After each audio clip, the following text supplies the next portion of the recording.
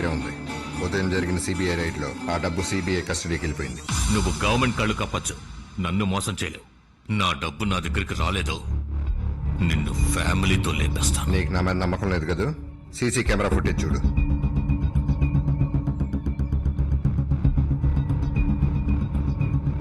Media CBI Arjun Ramakrishna.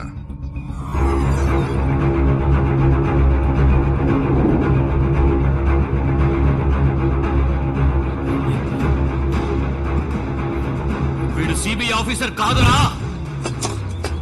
నీ పేరేంటి? Arjun. Total amount 300 కోట్లు. 300 కోట్ల? జైల్లో నాతో ఉన్న క్రిమినల్ రా.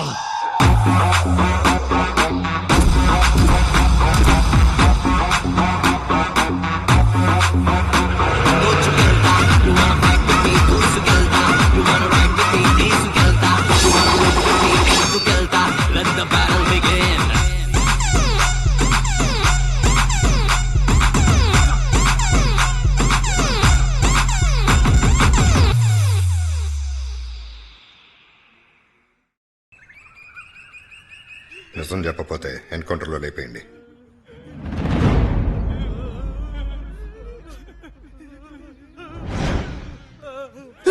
ఎక్కడ రావాడు? తెలియదు.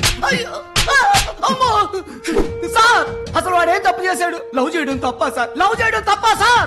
లవ్ చేయడం తప్పు కాదు, వాడు మా డబ్బు కొట్టుకెళ్ళిపోయాడు. డబ్బు కొట్టుకుపోయాడంటే అది మీ తప్పు సార్. మీరైనా డబ్బుని బయట కనిపించకుండా పెట్టుకోవచ్చు కదా.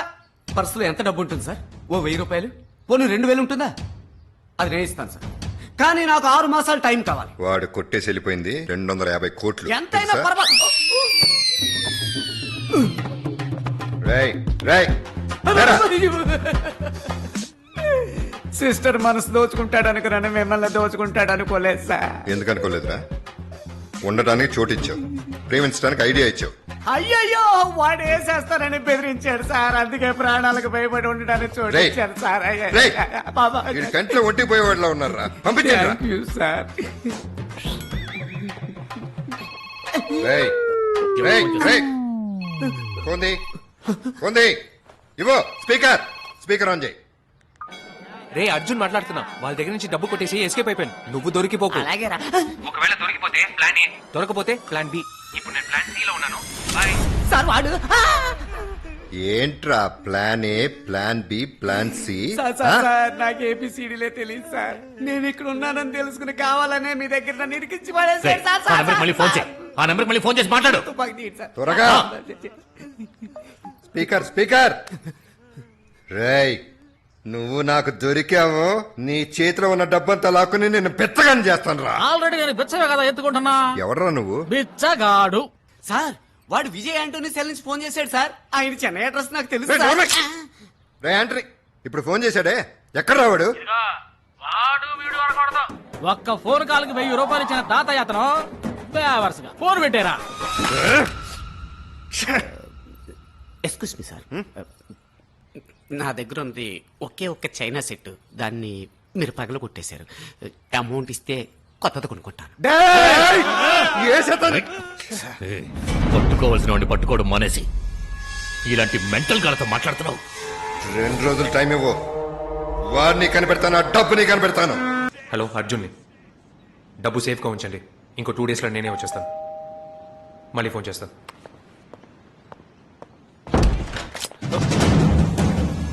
ఏ టెక్నాలజీతో నన్ను ట్రేస్ చేశావో అదే టెక్నాలజీతో నిన్ను పట్టుకున్నాను. ఈ వాచ్ నా జ్ఞాపకంగా ఎప్పుడు మీ చేతికే ఉండాలి.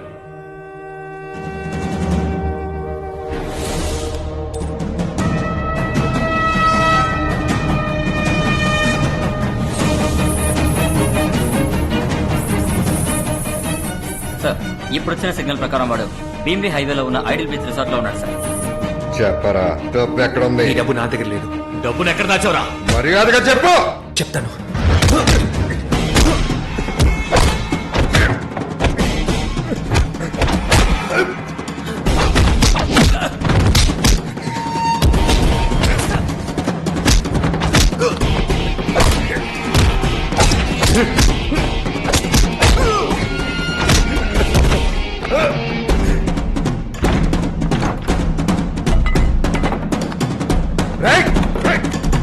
రేయ్ ఓకే సార్.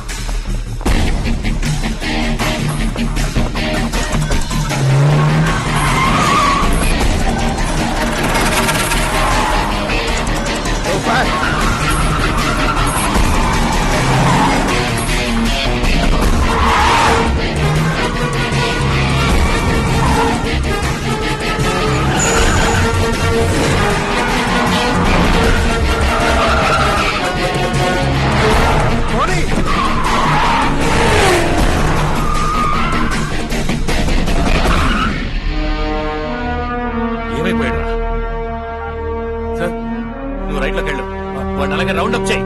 Okay sir.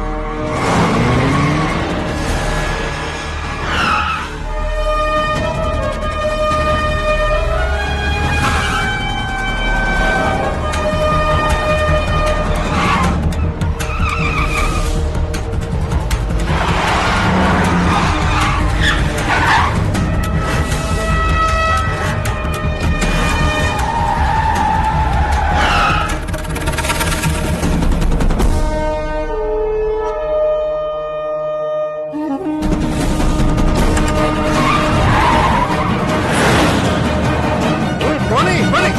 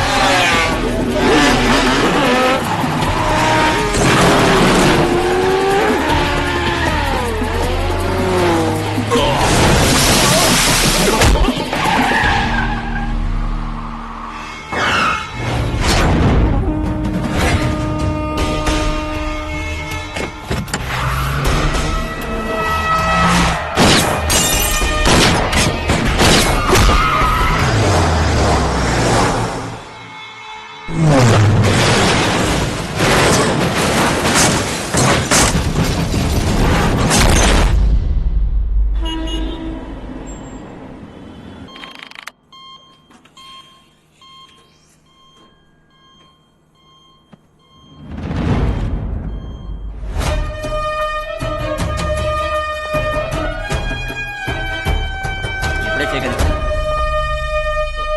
డబ్బు ఎక్కడ దాచారా?